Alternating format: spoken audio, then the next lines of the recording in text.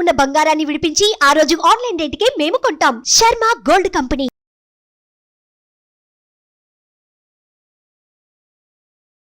నమస్తే, welcome to Suman TV. నేను మీ యామ్ని. ప్రస్తుతం మనతో ఉన్నారు ప్రముఖ ఆధ్యాత్మికవేత్త, ప్రముఖ జ్యోతిష వాస్తు పండితులు డాక్టర్ గుండపూడి శివసుధీర్ శర్మ గారు ఉన్నారు. గురుగారితో మాట్లాడి మనకున్న సందేహాన్ని అడిగి తెలుసుకుందాం. నమస్కారం గురుగారు. శ్రీమాత్రే నమః. శ్రీ గురుభ్యో నమః. గురుగారు, జూన్ నెలలో వృశ్చిక రాశి వారికి అసలు ఏ విధంగా ఉంటుందండి? జూన్ రాశిలో వృశ్చిక రాశి వారికి కొన్ని ఇబ్బందులు ఉన్నాయమ్మ.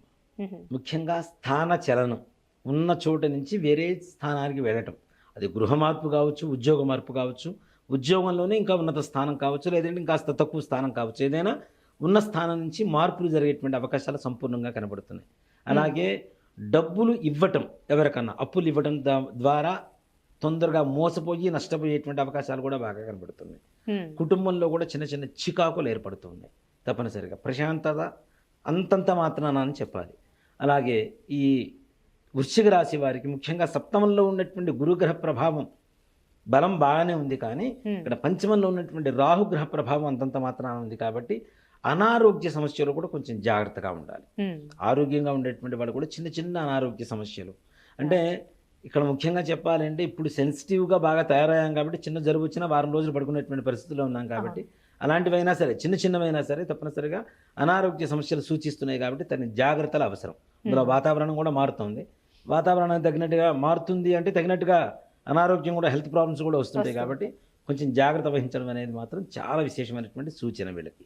అలానే వీరికి అనుకోకుండా డబ్బులు ఖర్చు పెట్టాల్సినటువంటి పరిస్థితులు ఏర్పడుతూ ఉంటాయి. ఇప్పుడు మన దగ్గర డబ్బులు దాచిపెట్టుకున్నాం, 100 రూపాయలు ఉన్నాయి, ఇంకో 100 రూపాయలు దాచిపెడతాం, ఇంకో 100 రూపాయలు దాచిపెడతాం, ఉన్నట్టుండి ఈ 300 రూపాయలు ఖర్చు అయిపోతుంది. ఎందుకు ఖర్చు పెట్టాల్సి వచ్చిన పరిస్థితి అంటే ఖర్చు పెట్టే వాళ్ళకి మనస్ఫూర్తిగా ఇష్టం లేకపోయినా ఖర్చు పెట్టాల్సిన తప్పనిసరి పరిస్థితి అనేది మాత్రం ఎదుర్కోవాల్సిన పరిస్థితిలో ఉంది తప్పనిసరిగా. అలాగే షేర్ మార్కెట్ వాళ్ళు చాలా చాలా జాగ్రత్తగా ఉండాలి. ఈ జూన్ మాసంలో మాత్రం వృశ్చిక రాశి వారు తప్పనిసరిగా చాలా జాగ్రత్తగా ఉండాలి. నల్లగా, హైట్ తక్కువగా, కలర్ తక్కువగా ఉండేటువంటి వ్యక్తుల వల్ల ఎక్కువగా మోసపోయేటువంటి అవకాశాలు బాగా కనపడుతుంది. ఎట్లా అంటే చేబదులు, హ్యాండ్ లోన్ అంటాం కదా, అర్జెంట్ 10,000 ఇచ్చేసి హడావుడు టెన్షన్ పెట్టేసి తీసుకెళ్తుంటారు. అర్జెంట్ 10,000 అర్జెంట్ మళ్ళీ సాయంత్రానికి ఇచ్చేస్తాను చెప్పి తీసుకెళ్తుంటారు కదా. ఇట్లాంటి వ్యక్తుల వల్ల ఎక్కువ మోసపోయేటువంటి అవకాశాలు ఉన్నాయి. కాబట్టి హ్యాండ్ లోన్స్ కానీ, లేదంటే వడ్డీలకు ఇవ్వడం కానీ, ఇట్లాంటివి మాత్రం ఈ మాసంలో అస్సలు చేయవద్దనే చెప్తాను. అలానే ఇప్పుడు ప్రైవేట్ ఉద్యోగస్తులు కానీ, గవర్నమెంట్ రంగానికి సంబంధించండి, వీళ్ళకి ఏమైనా ప్రమోషన్స్ అలా వచ్చే ఛాన్స్ ఉందంటారా? తప్పనిసరిగా అమ్మ, ప్రథమార్థం కంటే ద్వితీయార్థంలో ఉన్నతంగా ఉంటుంది వీళ్ళకి. ఈ ముందు 15 రోజులు కొంచెం ఇబ్బందులు అయితే బాగా తప్పు. ఇట్లా బయటకు చెప్పుకోలేరు, లోపల మింగలేరు. ఇలాంటి మానసికమైనటువంటి యుద్ధం జరుగుతూ ఉంటుంది మనస్సులో.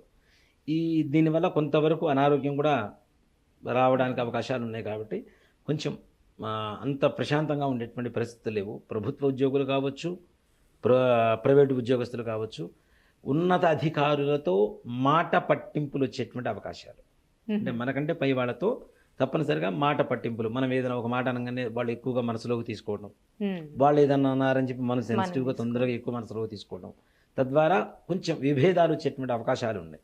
అంటే అధికార బాధలు తప్పవు అని చెప్పడం సూచించదగినటువంటి విషయం. అలానే ఇప్పుడు కోర్టు సమస్యలు ఉన్న వాళ్ళకి ఏ విధంగా ఉంటుందండి? కోర్టు సమస్యలకి ద్వితీయార్థంలో మంచి మార్పు కలుగుతుంది, సానుకూలత కలుగుతుంది, విజయం సాధిస్తారు తప్పనిసరిగా. ఈ ప్రథమార్థంలో మాత్రం వాటి గురించి కూడా ఎక్కువగా మానసికంగా ఆలోచిస్తూనే ఉంటారు. ఎక్కువగా మానసికమైనటువంటి ఒత్తిడికి లోనవుతూ ఉంటారు.